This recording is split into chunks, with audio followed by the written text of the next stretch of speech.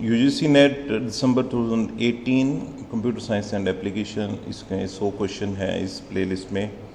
और हर एक वीडियो में 10 क्वेश्चन है। तो फर्स्ट वीडियो है, तो इसमें देखते हैं पहले 10 क्वेश्चन क्या है, उनको एनालाइज करते हैं। तो जो फर्स्ट क्वेश्चन है वो है in mathematical logic which of the following are statements, कौन सी स्टेटमेंट्स ये हैं। तो मैथमेटिक लॉजिक में जो स्टेटमेंट्स होती हैं उसमें कंडीशन ये है कि ट्रू एंड फॉल्स होना चाहिए, और एक इंजम्पशन और एक कंक्लूजन होता है हर एक स्टेटमेंट का जो मैथमेटिकल लॉजिक के अकॉर्डिंग होती है। तो फर्स्ट को देखें, there will be snow in January, ये ट्रू या फॉल्स? यस, ऑब्वियसली या तो स्नो होगी या नहीं होगी, बिल्कुल सही है। What is the time now, तो ऑब्वियसली ये तो एग्जैक्ट है, इसमें नहीं कह सकते हम कि ये ट्रू और फॉल्स है। टुडे इज़ संडे, तो इसको हम कह सकते हैं कि ये ट्रू है या फॉल्स है चेक करके। You must study discrete mathematics, तो ये नहीं है। तो फर्स्ट एंड थर्ड जो है वो राइट आंसर है इसका। बेसिकली इसमें ट्रू एंड फॉल्स डिफाइन होता है मैथमेटिकल लॉजिक में। क्वेश्चन नंबर 2, इनको मैच करना है, बहुत ही सिंपल है। इसमें इक्वलेंस कौन सा है? ये हमारा इक्वलेंस है। यदि इम्प्लीकेशन की बात करें तो ये हमारा इम्प्लीकेशन है। अब है कन्वर्स और कॉन्ट्रापोजिटिव, तो कन्वर्स जो है P इम्प्लीकेशन Q और जो Q इम्प्लीकेशन P, तो ये क्या कन्वर्स, एक ही बचा, that is a contrapositive. Right answer is this fourth part is the right answer. ये एक प्रोबेबिलिटी से रिलेटेड क्वेश्चन है। A box contain 6 red balls and 4 green balls. 4 balls are selected at random from the box. What is the probability that 2 of the selected balls will be red and 2 will be green? तो सबसे पहले बात समझिए कि total ball कितनी है हमारे पास। 6 ball हैं। 6 बॉल में से 2 बॉल्स जो हैं वो कौन सी हैं? रेड की हैं, 2 ग्रीन की हैं। तो यदि 6 के 2 बॉल के लिए हम 6 बॉल के कम्बिनेशंस को बनाएं तो हमारे पास NCR का फार्मूला होता है। तो वो कॉम्बिनेशन ये बनेंगे 6C2 यानी कि 6 factorial upon 6 minus 4 factorial into 2 factorial. इसको सॉल्व करेंगे 6 इंटू 5 इंटू 4 फैक्टोरियल। तो 6 माइनस 4 को तो 2 फैक्टोरियल, 6 माइनस यहाँ पे 2 आना था, 6 माइनस 2, तो ये कितना 4 फैक्टोरियल और 2 फैक्टोरियल 2 होता है, तो हमारे पास 15। वैसे ही ग्रीन कलर की 4 बॉल्स हैं, तो 2 के कम्बिनेशन क्या बन सकते हैं? ये परमुटेशन कम्बिनेशन के कंसेप्ट हैं, आप अवेयर होंगे इस चीज़ से। तो ये कम्बिनेशन की बात कर रहे हैं। तो इसमें क्या है, 6 है और 4 बॉल्स करनी है सिलेक्ट, तो उसकी कम्बिनेशंस क्या हैं?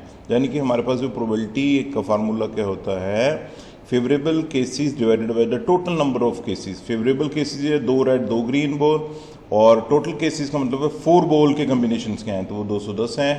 अब इसी फार्मूला को हम लगाते हैं। ये है फेवरेबल केसेस, 2 रेड बॉल के लिए, 2 ग्रीन बॉल के लिए, और टोटल बॉल्स हमारे पास इसे 4C। तो इसको कैलकुलेट करते हैं, तो ये हमारे पास क्या है, आंसर है। सो राइट आंसर क्या है, 3/7। इसमें थोड़ी सी करेक्शन करना कि ये 2 नहीं है, ये 4 है, 10C4, ये 4 है, जिसका ये आंसर 210 है। Question number 3, a survey has been conducted on method of commuter travel. Each respondent was asked to check bus, train, automobile as a major method of traveling to work. More than one answer was permitted. The result reported are as follow. तो वो क्या है, बस है, और उसके बाद क्या है, ट्रेन है, ट्रेन, और उसके बाद क्या, ऑटोमोबाइल है। तो वेन डायग्राम से इसको अंडरस्टैंड करते हैं, बहुत इजी से अंडरस्टैंड होगा ये। तो सबसे पहले क्या है कि जो पीपल्स हैं, सभी मेथड को ऑप्ट कर रहे हैं, वो कितने हैं, 5। ऑल 3 मेथड्स को ऑप्ट कर रहे हैं, 5। अब आ जाते हैं बस पे। तो फर्स्ट हमारे पास कॉम्बिनेशन है बस और ट्रेन का। ये बस है, ट्रेन है, दोनों में 15 जो 15 पीपल है जो ऑप्ट कर रहे हैं, 5 मैंने डिफाइन कर दिए, बस ये कितने, 10। और दूसरी ऑप्शन क्या है हमारे पास, बस एंड ऑटोमोबाइल, बस एंड ऑटोमोबाइल, अगेन 5 मेंशन कर दिए हमने, बचे कितने, 10, टोटल 15 है। और उसका train and automobile, this is train, this is automobile, already हमारे पास ट्रेन और ऑटोमोबाइल कितने हो गए हैं, हमारे पास 5 हो गए हैं। तो इन दोनों में बच्चे जो कॉमन है इनमें वो कितने हैं, बचे कितने हमारे पास 15, टोटल कितने हैं 20। ओके, अब हम जो रिमेनिंग पार्ट ये बच गए इनको पूरा करने के लिए देख लेते हैं ये टोटल कितने हुए 10, 15, 25 टोटल। बस कोई ऑप्ट करने वाली कितनी है 30, तो बचा कितना 5। अब ट्रेन में जाते हैं, सॉरी हाँ ट्रेन में, तो ये कितने हैं ऑलरेडी 15 + 5 20 30, बचे कितने 5। टोटल का जोड़ कितना होना चाहिए जो कि येलो वाले कवर में आ रहा है, तो वो कितना है 35। तो वैसे ही हम ऑटोमोबाइल करेंगे 70। अब बात करते हैं टोटल ने ऑप्ट की थी, सभी को ऐड कर देते हैं। सभी को ऐड करने का मतलब क्या है 5 + 10 + 5 20 30 35 35 और ये 15 ऐड किए 50 50 + 70 120 is the right answer. Fifth question क्या है, which of the following statement are true. तो अंडरस्टैंड करिए क्या है, फर्स्ट स्टेटमेंट क्या है, every logic network is equivalent to 1 using just NAND gate. और बिल्कुल ये दोनों यूनिवर्सल गेट हैं, पहली स्टेटमेंट ट्रू है। दूसरी, Boolean expression and the logic network correspond to the labelled acyclic digraph. Digraph binary मतलब 2, तो ये भी स्टेटमेंट ट्रू है, पहली भी ट्रू है, सेकंड भी ट्रू है। तो देखिए ये कम्बिनेशन कहाँ पे आ रहे हैं, थर्ड पे भी आ रहे हैं और इस पे भी आ रहे हैं, तो इसको चेक करते हैं कि थर्ड है या नहीं। No 2 Boolean algebra with the n atoms are isomorphic. तो ये क्या है, फॉल्स है। इस केस में क्या है 2n एलिमेंट के लिए n जनरेट करता है, तो उसके लिए 2n एलिमेंट्स होते हैं, 2n। तो ये फॉल्स है, तो ऑब्वियसली हमारा राइट आंसर क्या है, third is the right answer.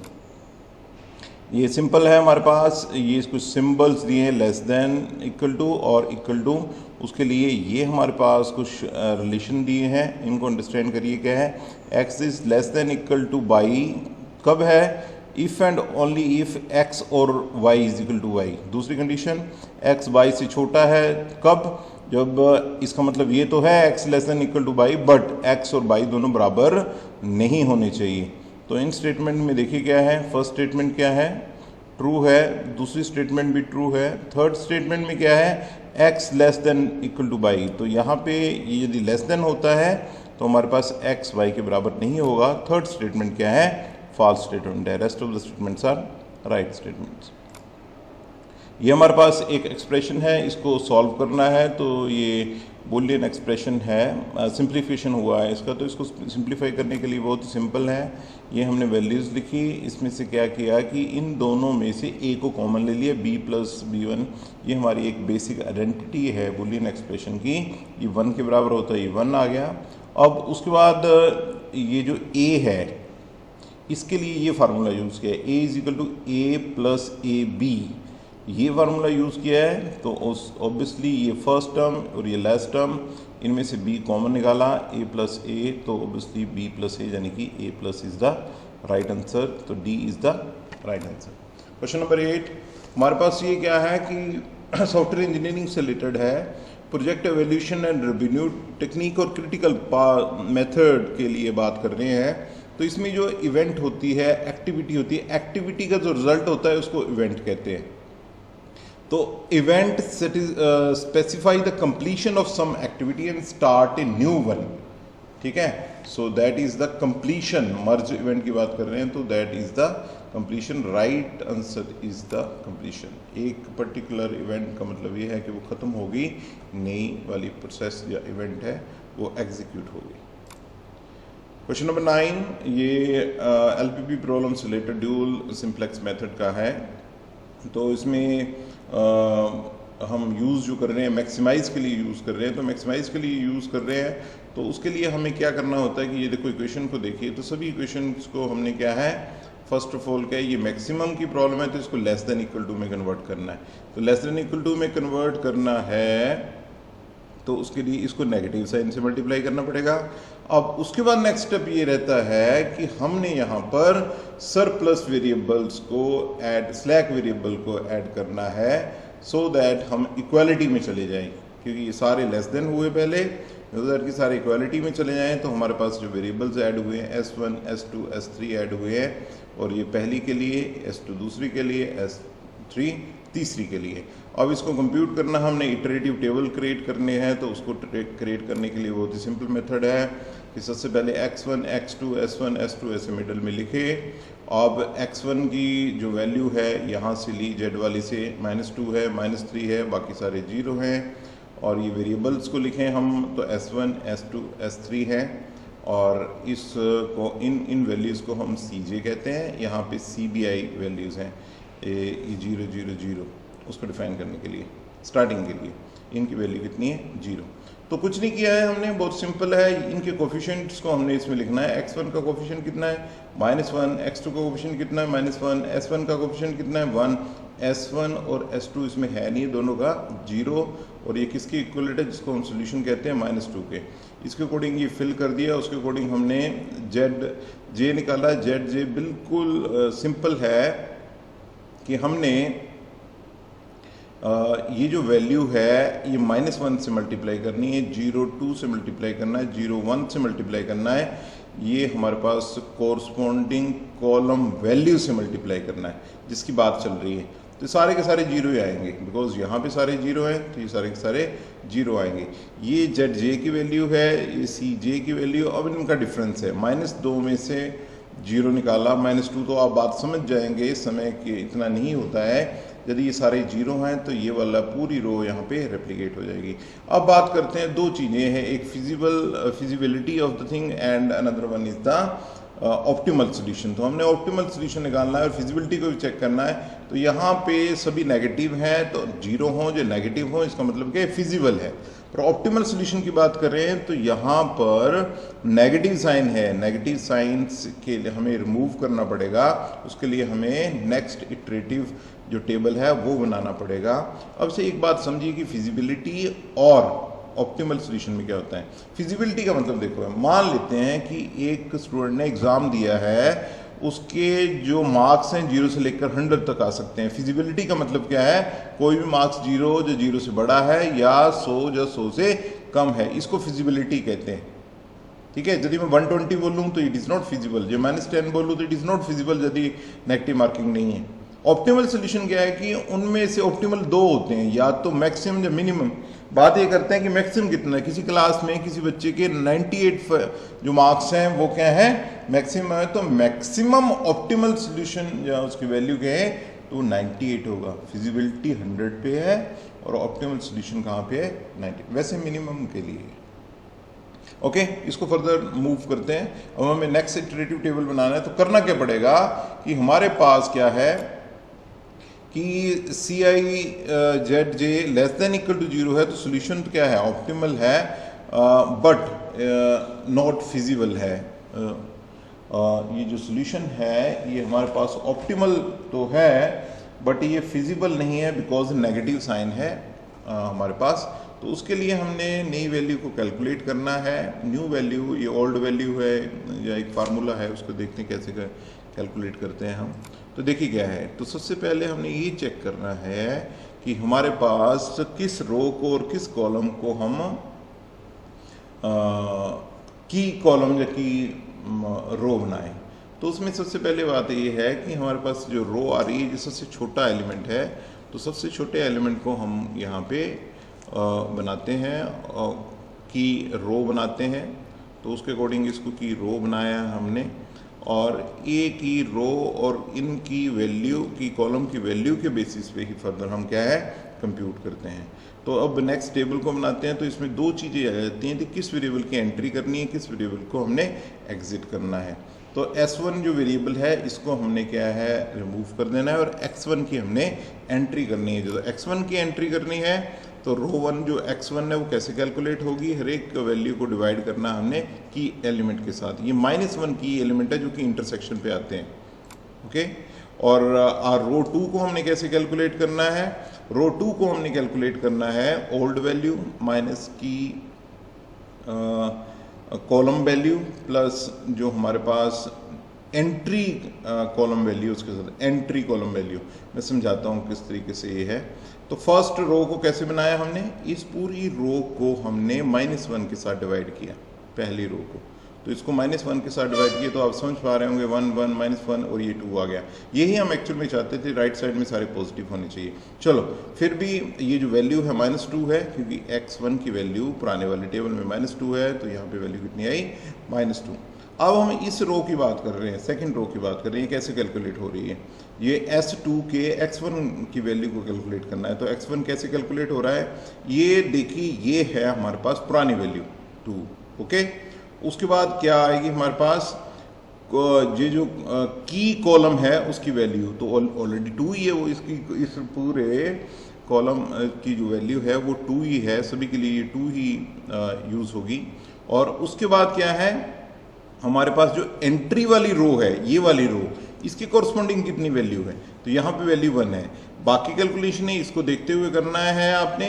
ये 2 ओल्ड वैल्यू है, यही आपके पास की वैल्यू है, और आपने मल्टीप्लाई किससे करना है, अभी जो एंट्री रो हुई है उसके एलिमेंट के साथ, कॉरस्पॉन्डिंग एलिमेंट के साथ, कॉलम के कॉरस्पॉन्डिंग एलिमेंट के साथ, तो 1 के साथ इसको किया तो ये वैल्यू कितनी आई 0।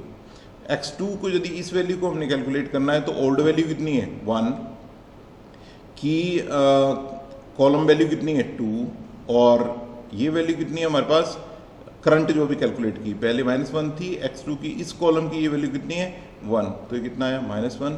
ऐसे ही आप बाकियों को कैलकुलेट कर सकते हो। यदि सोल्यूशन की बात करें तो उसका भी ऐसे ही है। पुरानी वैल्यू कितनी थी 10 -2, कॉरस्पॉन्डिंग कॉलम की जो वैल्यू है 2, और ऑलरेडी जो हमने ऊपर कैलकुलेट किया वो 6, तो ये वैल्यूज आ गई। तो ये सभी वैल्यू आने के बाद हमें ये चेक करना है कि ये तो नेगेटिव होने चाहिए, ये सारे पॉजिटिव होने चाहिए। तो ये हमारे पास क्या है, सारे पॉजिटिव हैं, वेरिएबल जो पॉजिटिव है, इसलिए हमारा सोल्यूशन निकल रहा है। यहाँ पे अब जो हमारी सोल्यूशन है वो फिजिबल भी है और ऑप्टिमल भी है। तो अब हम कैसे कैलकुलेट करते हैं उसको, तो यहाँ पे x1 का सोल्यूशन कितना आ रहा है 2, और x2 का कितना आ रहा है, x2 तो है ही नहीं यहाँ पर, जो वेरिएबल नहीं है उस वेरिएबल को 0 मानना है। तो ऑप्टिमल सोल्यूशन, जो फिजिबल सोल्यूशन क्या बना है, x1 की वैल्यू 2, x2 की वैल्यू कितनी हुई 0, और मैक्सिमम z की वैल्यू यहाँ पर है, मैक्सिमम z की वैल्यू कितनी है -4। तो हमारे पास जो राइट आंसर है वो is the x1 = 2, x2 = 0, z = -4। Last question है इस वीडियो में, ये पिछला क्वेश्चन काफ़ी लंबा चला गया। इन computer subtraction is generally carried by 2's complement से होती है, क्योंकि सब्सट्रैक्शन नहीं करते हैं, वो एडिशन का मेथड है। तो एडिशन कैसे करते हैं, ये देखिए, मान लेते हैं 6 - 2 = 4, ये है हमारे पास, ओके। इसको बाइनरी में कन्वर्ट करते हैं, कैसे करते हैं, एक्चुअली सब्सट्रैक्शन को वाई यूजिंग एडिशन करते हैं, बट 2's कम्प्लीमेंट मेथड से। तो देखिए 6 इक्विवेलेंट किसके होता है 1 0 1 0, 2 किसके बराबर, इन दोनों को ऐड किया, ऐड करने के बाद हमारे पास कितनी वैल्यू आ गई 1 1 0। इसको इसका 1's कम्प्लीमेंट किया, 1's कम्प्लीमेंट किया तो हमारे पास ये 1 0 में कन्वर्ट हुई, 0 1 में हुई, इसमें ऐड कर दिया। 2's कम्प्लीमेंट होता क्या है, किसी भी नंबर का कम्प्लीमेंट करो, उसमें 1 ऐड कर दो, उसको 2's कम्प्लीमेंट कहते हैं। इसको 2's कम्प्लीमेंट किया, हमारे पास ये आंसर आ गया, दिस इज इक्वल टू 4, यानी कि with the help of 2's complement method. Thank you. ये इसमें 10 क्वेश्चन थे, नेक्स्ट वीडियो में आप देखेंगे रिमेनिंग 90 क्वेश्चंस।